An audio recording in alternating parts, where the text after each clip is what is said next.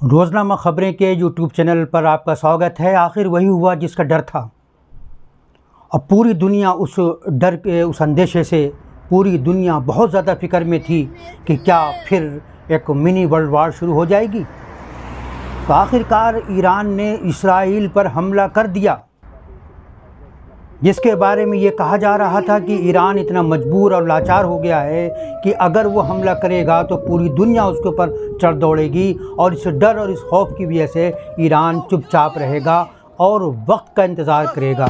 लेकिन ऐसा लगता है कि ईरान ने वक्त का इंतज़ार नहीं किया। उसको लगा कि यही सटीक टाइम है इस वक्त, जबकि वो तमाम रेसिस्टेंस मूवमेंट्स जो अरब दुनिया में मौजूद हैं, चाहे वो हिजबुल्लाह हो, चाहे वो हमास हो, चाहे वो हौसी हों, वो इसराइल के पे दर पे हमलों से जिस तरह से डिमोरलाइज हो गए थे और उनके अंदर एक मायूसी और पछताई पैदा हो गई थी।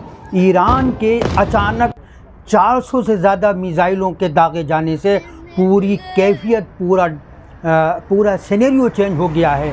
बताया ये जा रहा है, जैसा कि मीडिया रिपोर्ट में कहा गया है, कि ईरान से कम से कम 400 मिसाइल तल अबीब और उसके चारों तरफ दागे गए हैं, जिसमें मकबूजा बैतुल मुक़द्दस का भी इलाका है, और इसराइल के अंदर अफरा तफरी का आलम है। उसके आयरन डोम उनका मुकाबला करने में, उनको रोकने में नाकाम साबित हो रहे हैं। इस तरह की रिपोर्ट आई है।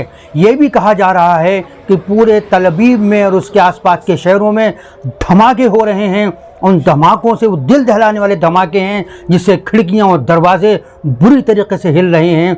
इसमें क्या कोई हताहत हुआ है, क्या कोई जानी नुकसान हुआ है, क्या किसी तरह के इंफ्रास्ट्रक्चर को नुकसान पहुंचा है इसराइल के, अभी इसके बारे में कोई रिपोर्ट नहीं है।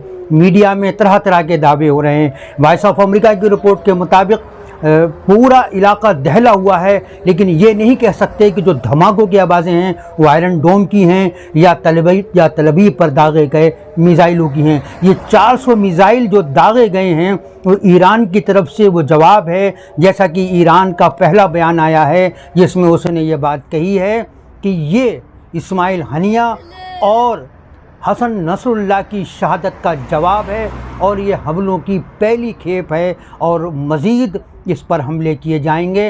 उसने युद्ध को जारी रहने की धमकी दी है। इस तरह से वो इसराइल जो दनादन आसपास के, उसने शाम पे हमला कर दिया, उसने यमन में हमला कर दिया, उसने लबनान में हमला कर दिया, फ़लस्तीन में तो पहले से ही 1 साल से हमले हो रहे हैं और 40,000 से ज़्यादा लोग मारे जा चुके हैं, जिनमें बच्चे भी हैं, बूढ़े भी हैं और उसके अंदर मासूम बच्चों के साथ साथ ख़वातीन भी हैं।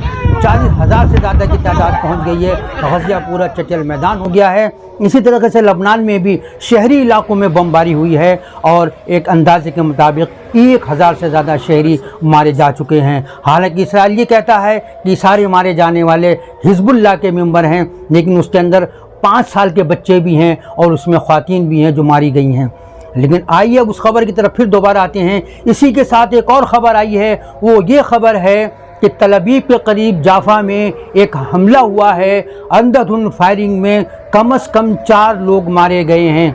कहा यह जा रहा है कि इसराइल ने जवाब में उस गोली चलाने वाले को, जिसको आतंकवादी कहा गया है, उसको भी मार दिया है, लेकिन अभी इसकी पुष्टि नहीं हुई है। इस्राएली मीडिया ने कहा है कि कई लोग हताहत हुए हैं इस फायरिंग में। ये एक तरीके से आतंकवादी हमला है, खुदकुश हमला है या क्या है, कुछ कहा नहीं जा सकता। ऐसा लगता है कि ये पूरा काम पूरी तैयारी के साथ हुआ है।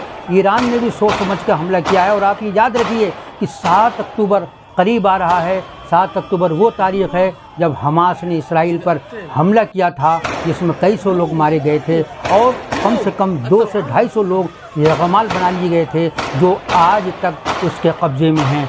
चंद यरगमाली इसराइल ने ज़रूर रिहा करा लिए हैं, लेकिन अब तक वो उन लोगों से, यानी हमास से, अपने यरगमाल बनाए गए शहरियों को आज़ाद कराने में नाकाम रहा है। जबकि पूरा गज़ा चचल मैदान और कब्रिस्तान बन गया है। इंफ्रास्ट्रक्चर के नाम पर कोई चीज़ बाकी नहीं है, लेकिन उसके बावजूद भी जो टनल में हमास के लोगों ने उसके जो यरगमाली थे रखे हैं वो उनको रिहा नहीं करा पाया है। इसी तरीक़े से हसन नसरुल्लाह को मारने के बाद इसराइल के उसके शहरियों के जो हौसले बुलंद थे, जो उन्होंने यमन तक पे बमबारी कर दी थी, और आज खबर आई है कि उन्होंने शाम पे भी हमला कर दिया था, जिसके अंदर वहाँ के सदर बशारुल असद के छोटे भाई के मारे जाने की खबर आई है। इस तरह से पूरे इलाके पर इसराइल अंधाधुंध बमबारी करके और उसने हर मुल्क को निशाना बनाना शुरू कर दिया था जिसको वो अपना दुश्मन समझता है। इसी के साथ साथ आपको ये भी याद होगा कि अमेरिका ने दिन में ही ये वार्निंग दे दी थी कि ईरान बैलिस्टिक मिसाइलों के साथ तल अवीव पर हमला कर सकता है। उसी के साथ उसने ये भी धमकी दी थी कि अगर ईरान ने ऐसी गलती की, ऐसी हिमाकत की, तो उसके संगीन नताइज भुगतने होंगे।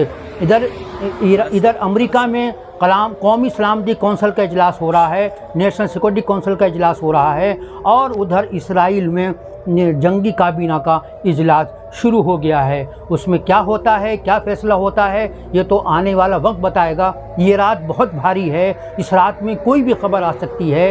हो सकता है कि इसराइल कोई जवाबी हमला करे, हो सकता है कि अमेरिका की तरफ से कोई रिटेलिएट हो और ईरान को इसका जवाब दिया जाए। लेकिन ऐसा लगता है कि ईरान ने अब तय कर लिया है कि अब ये आर पार की लड़ाई है, क्योंकि जो उसके अपने जो प्रॉक्सी वार लड़ने वाले जो ग्रुप हैं, उन ग्रुपों के मुस्तकबिल का, उनकी जानों का मसला आके जब पड़ गया है। अगर इस मौके पर वो उनका अपने ग्रुपों का साथ नहीं देता है तो ख़ुद उसकी साख भी गिरेगी, जो गिर रही है, जो गिर चुकी थी। इसलिए कि इसराइल ने इस्माइल हनिया को ईरान में जाकर मारा है और हसन नसरुल्लाह को उनके घर में जाकर मारा है। तो ये ईरान के लिए बहुत बड़ा चैलेंज था। आगे क्या होगा? क्या इस वॉर में दूसरे मुल्क शामिल होंगे? क्या अमेरिका इसराइल की उसी तरह से मदद करेगा जैसे इसराइल मुल्कों पे हमला कर रहा है? क्या ईरान पर अमेरिका हमला करेगा या इसराइल के ज़रिए से हमला कराएगा?